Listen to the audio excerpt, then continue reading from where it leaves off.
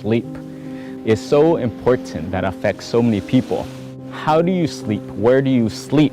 These are the things I feel like I got so much from monkhood.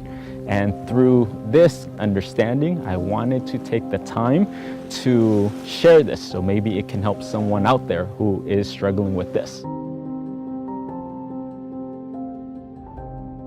Sleep for me back in my lay life was such a big issue. I never had quality sleep. It became a problem, and I knew it was a problem, was because for me, I would have to take sleeping medication, sleep aids for 5 years. My sleep schedule wasn't so consistent, and I always struggle with it. But when I went to monkhood, instantly, all of that disappeared. When they taught me how to do it properly, then my issue of sleep just disappeared completely. Since then, I don't have to take any sleep aids. I can just close my eyes, I can go to sleep, and there's no issue. So today, I wanted to reveal how they taught us, especially as new monks in the beginning, how to sleep, and maybe you can apply some of these tools to your life to improve your sleep as well. The bedroom. The bedroom is for sleep. And when we first came into monkhood, they gave us a tent. And in this tent, there was nothing else. All we have is very simple. We had a blue yoga mat that was very thin, not comfortable at all. We're sleeping on a thin mat, and that's what our bed consisted of. For our pillow, we had our set of robes. That includes this robe, sankati, that we wear over the main robe. And then also we wrap it with a yellow belt, a chest belt. So we wrap it very nicely, and then we use that as a pillow. This for us was important because back home in our bedroom, it's so cluttered. People use the bedroom as their living room. This is where some of us eat. For those watching, how many of you are guilty with this? Where you're on your computer, where you do your office work in your bedroom, where you're also eating, you're chatting on the phone, you're watching TV. So this room that's designed for sleep, it's now a multi-purpose room. And we use it for everything, from an office to a living room to a dining room, and we mix and match. So when we do, and when it's time to go to sleep, then it impacts our sensory. So it trains us that it's time to be active and it's time to think. But really with monkhood, when you only have a tent, when you only have a sleeping mat and robes, when you go at the proper time to sleep, you just fall asleep. Because we're not on our phones, we're not checking internet, we're not doing any of that stuff. But simply having that environment, it trains our minds that when you walk into your bedroom, in our case it's a tent, that it's time to go to sleep.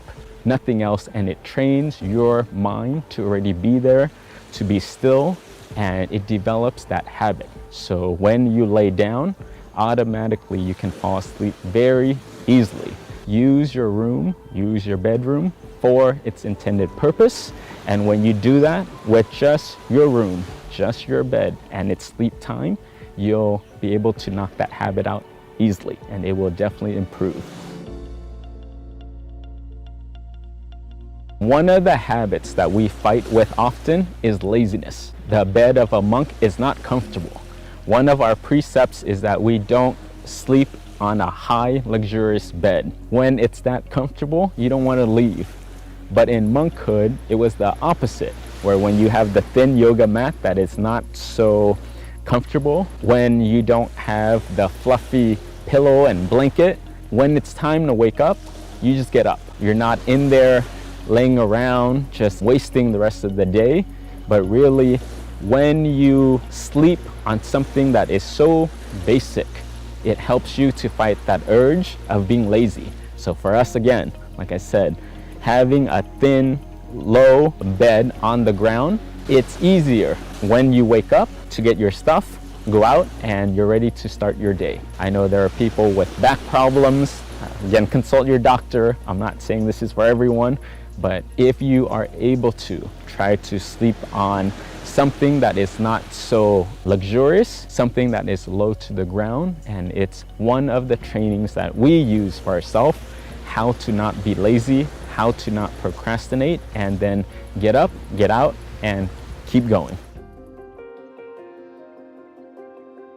Another thing that we do in monkhood that is very helpful is that we have a consistent sleep time.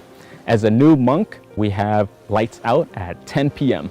So in the daytime, we're just working. When we are working, we're not able to come back to our room and sleep and lay around, but really is we just leave. We do our business, we do our work, and then when it's time, after our shower, after chanting, then we come back. And then when it's time to sleep, 10 o'clock, lights out, and that's the end of that. In the beginning, it's very difficult. Our sensory is still moving. However, when you do this month after month, then naturally it develops into a habit and it starts to change.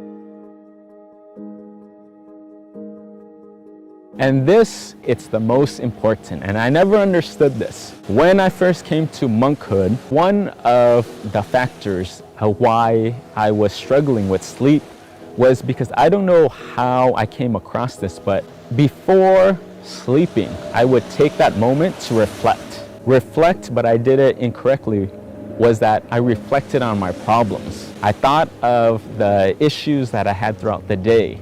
I thought of the work items that I needed to do for the next day. I thought of some conflicts. I thought of some disagreements. And for me, I would take this moment laying in bed and just taking an hour, sometimes 2 hours, and reflecting. What can I do differently? How can I change this? That's not how you reflect. And two, that's also the wrong time to reflect. Do you know that the last thing that you think about when you go to bed is automatically the first thing you think about when you wake up the next day? The thing that they teach us is really to sleep in a sea of merit. And what that means is to think about not reflecting about your problems, but actually contemplating about the good deeds that you've done for that day, things that made you feel proud. If you can't think of anything good or proud that you did that day, think of something throughout this week. Did you help your parents? Did you help your coworkers? What good did you do this week? Expand it. What good did you do this month? What good did you do this year or this lifetime? Take that energy, that good, pure energy, and put that at your center.